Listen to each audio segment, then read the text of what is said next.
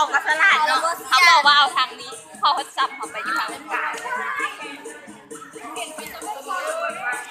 มันแต่งเขาง่ายว่าจะมาทีนะส่งคณะจ้ะมอเตอร์อันเดิมคณะแต่ว่ามันอาเขาปรับไม่ผู้ใดมาดูกันกัน